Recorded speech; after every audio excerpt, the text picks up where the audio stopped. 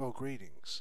My name is Dean Blevins, and I wanted to provide a very brief PowerPoint as a bridge lecture to the next part of the course. Um, Up till now, we've been really focusing on congregational discernment, and this week will be no different, except we're going to begin to focus on what I call the best voice within the life of the congregation, and we're going to do that through a particular format known as Appreciative Inquiry, which is a way of leading change through a kind of hospitable collaboration. You might think of this week's lecture and this week's reading as a sort of natural turn, if you will, towards missional practice, which we'll talk more about in the weeks to come. Now, Appreciative Inquiry has been around a while, and you'll be reading a book this week that really does connect with the material, but there are several books that really are important and substantive in this framework. Bryant Meyer's book, Walking with the Poor, which we'll talk more about, is a really strong text, as well as the Appreciative Inquiry Handbook. But the primary text that we'll be looking at is this book by Mark Law Brownson on memories, hopes, and conversations, which I think is a much finer text when it comes to introducing this within a congregational context. Appreciative inquiry really works around a kind of 4I, thinking of the letter I, cycle. It starts with initiating and then moving to inquiring and then imagining and innovating. And I'll talk more about each of these stages as we go forward, but it really is a kind of way in which one enters into the life of a congregation, initiates a conversation with people, begins to work with them through an inquiry process to try to identify the strengths of a congregation, not their weaknesses, and then begin to imagine what it would be like to build upon those strengths and then call that congregation forward in its innovating based on the strengths to bring about a whole new way of thinking and acting within the life of the congregation. Let me stress that Appreciative Inquiry starts with the best of a congregation, not its worst, and you'll find in just a moment that that's a much more powerful model at times, depending on the congregation, depending on the context, and particularly in light of what you hope to accomplish with that congregation in its missional ministry and through your missionally oriented leadership. The best way to understand AI is perhaps to contrast it with a much more traditional approach that we often use a lot called problem solving, an approach that you've already run into in some ways and variations throughout the other weeks of study in the class. Problem solving usually starts by identifying the problem, normally anchored around a kind of felt need, something that people feel that's amiss within the life of their community, amiss within their own personal lives, even if you think of it as a personal process as well as a corporate process, but really identifying where a congregation hopes to improve based on some kind of a need and, most importantly, a kind of gap between what they hope to be able to do and what they're currently able to solve. So it really looks more at the kind of deficit, the difference of why they can't meet that felt need. Then often we spend a lot of time analyzing the causes of the problem, trying to get at the underneath issues that are going on, and hopefully analyze possible solutions to the problem. So once we have a kind of a sense of what the problem is and how it came into being, we try to find solutions that sort of connect and respond to that. And overall, hopefully come up with an action plan to implement the solution to the problem, to close the gap, to remove the weakness, in some ways to try to address whatever deficits that we find within a congregation.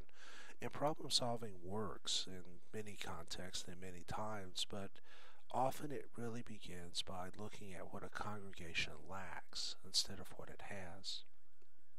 In contrast, AI starts by just initiating a conversation within the life of the church, sort of building rapport, trying to come to a common topic that will guide the inquiry process as we move forward, but really allowing that to service out of the life of the church, not necessarily out of a kind of need of what the church is not accomplishing. Often the inquiry really starts with, what is our best? Really you're trying to help the congregation appreciate what they do well and focus upon the strengths that the congregation brings.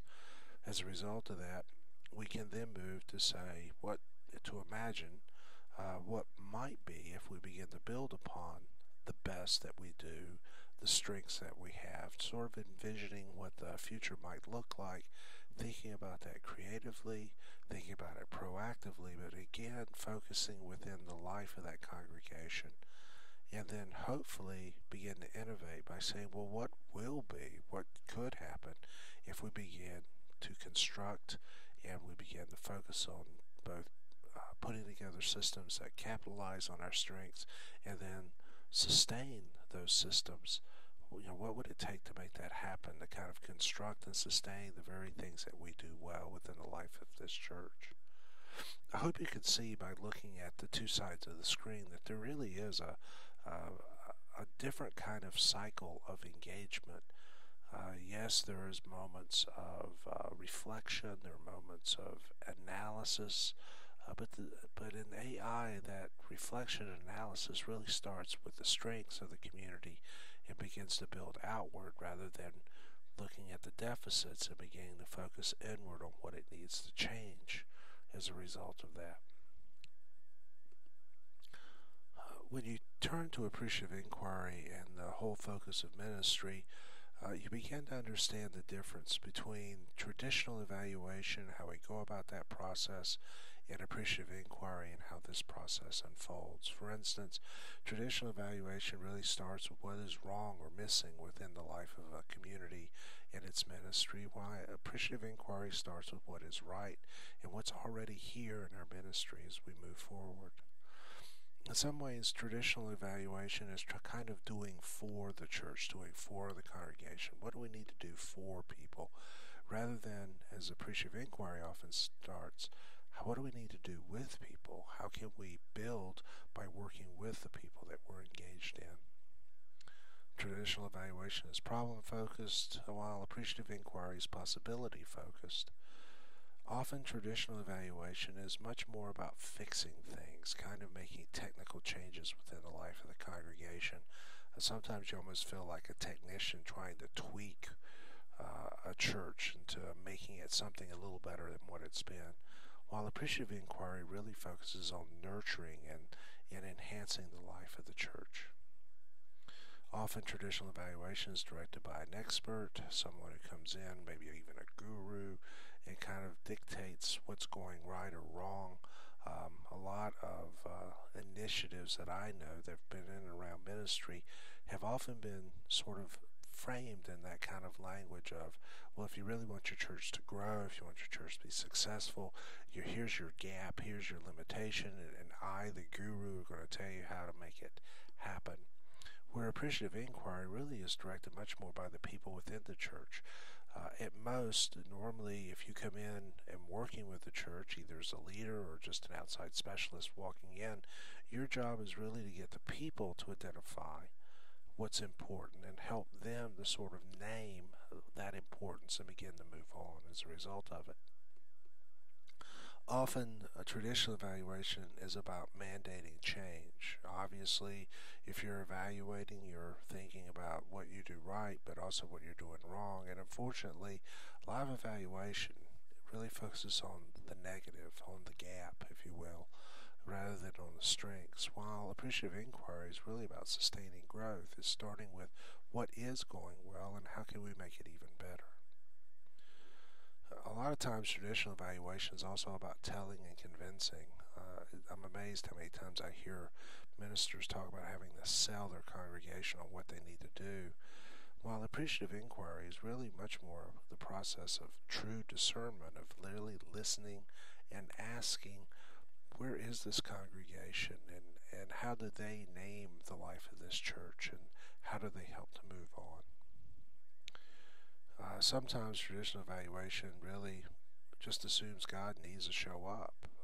That in some ways, God's got to change us or God's going to make it happen in a way that assumes that God's not already active and alive and well within that church. Um, it's been kind of funny sometimes when I'll hear people in this kind of evaluative mode begin to speak almost as if God isn't present, which is a kind of dangerous theological understanding. While appreciative inquiry really does start with the assumption that God is already here, God is already at work within this community, God's trying to make something happen as a result of what this church has been called to do and called to be. As a matter of fact, it's not even a church if it isn't anchored in the grace of God, as we've talked about earlier. And it's not a church if the Spirit is not already at work and if Jesus' name is not being mentioned. But we assume that all that is happening, that no matter how tough it is within a church, there's some degree of faithfulness that where God is already at work within the life of that community, lest it would probably never come into existence to begin with. Now, you do need to recognize that the traditional evaluation does recognize strengths. It isn't always about the weaknesses or the limits. There are times when traditional evaluation will lift up strengths, so we can't just throw traditional evaluation out the door. And appreciative inquiry sometimes does address problems. They will come up in the conversation, if nothing more than asking ourselves not just why, what we're good at, but why. And in doing so, usually problems will come up. So don't put such a harsh barrier between traditional evaluation and appreciative inquiry that you can't see their interrelatedness. Maybe this is much more like two poles in a continuum than it is a harsh dichotomy between right and wrong in these two approaches.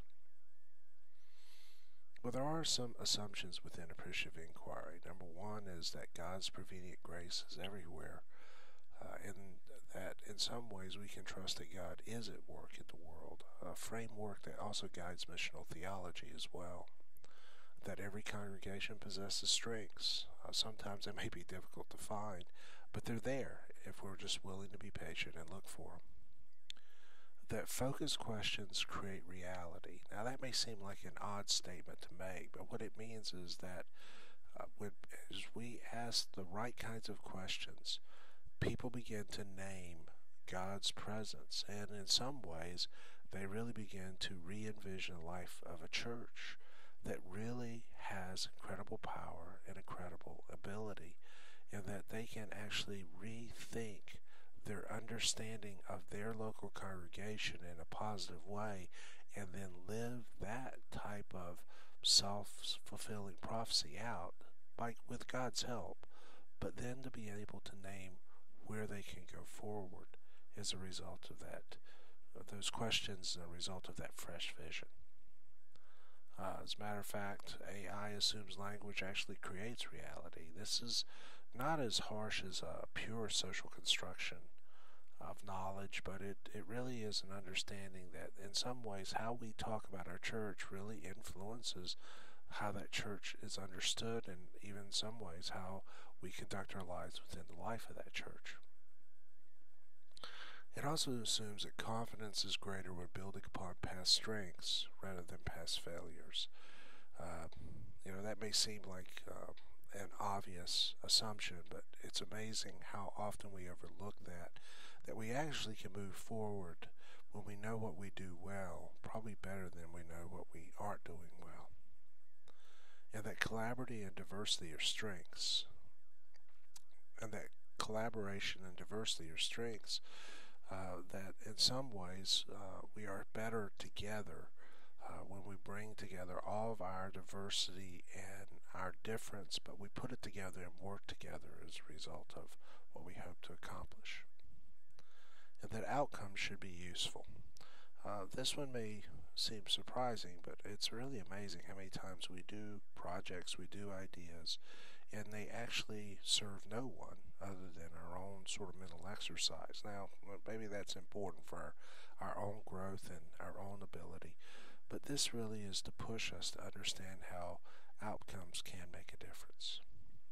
I want to close with just one last slide for today. As you begin the reading, you're going to understand the process better. But just as we think about appreciative inquiry, I do want you to think about the biblical foundations that undergird this as well. We'll stress again the role of prevenient grace. This is part of the Wesleyan tradition. We understand that grace, by definition, is prevenient. It is that which goes before. It's a love that God pours out upon us before we merit it in any form and fashion. So all grace is by nature prevenient, but there is this understanding that God really does seek to extend grace into our lives, even when we're least aware of it. That we do understand that we live in an interdependent community, that part of what the definition of the church is about our common humanity, that it's also our common relationships before the triune life of God. And as a result of that, we do need to depend on each other. We're not codependent in the community of faith, but we're not independent volunteers who just happen to join an institution. We really have to rely upon each other, and we're deeply interdependent. And we see this as a biblical theological reality. It acknowledges the priesthood of believers. Now, I know sometimes that has been used to sort of stress individual spiritual authority over and against the life of the church. But here, this notion of priesthood really is mediatorial, that in some ways believers have to be mediators of grace. They have to be means of grace, if you will, to each other.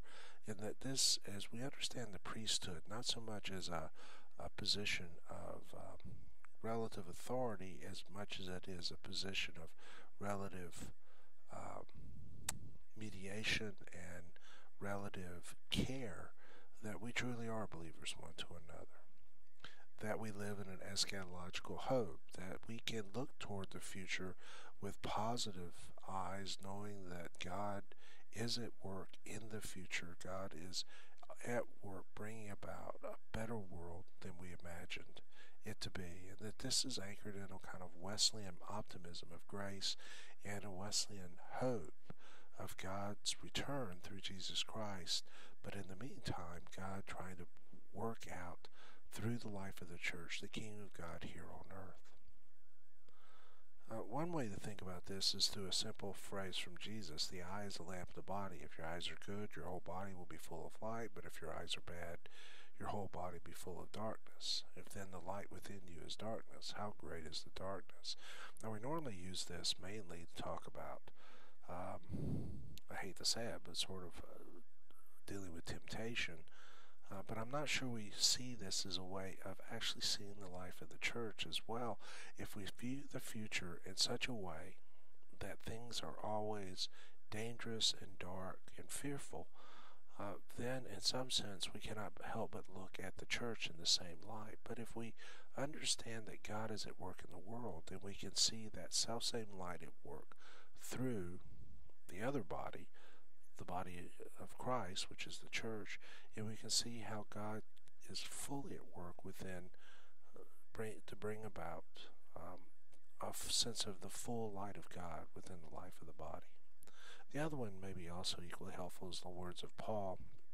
It says, "Finally, brothers and sisters, whatever is true, whatever is noble, whatever is right, whatever is pure, whatever is lovely, whatever is admirable, if anything is excellent or praiseworthy, think about such things." And in a way, what Appreciative Inquiry, brings is an opportunity to focus on the best, the possibilities of what God might do, and to really contemplate those, even in the face of some of the greatest challenges. Now, I do want to stress that AI is just one of several approaches to discernment, but it is one that takes seriously the best voice of a congregation, trying to hear it in its best light, trying to understand what it has to offer for the sake of the kingdom of God. I hope this has been a helpful sort of opening lecture, and one that you will use as you read to kind of contemplate why Appreciative Inquiry is such an important addition to congregational discernment, and particularly as we go into the readings in the next couple of weeks, how Appreciative Inquiry also sets up and helps us to understand the importance of thinking missionally, both in the church and throughout the community as well. Now, blessings, and we'll look forward to seeing you online.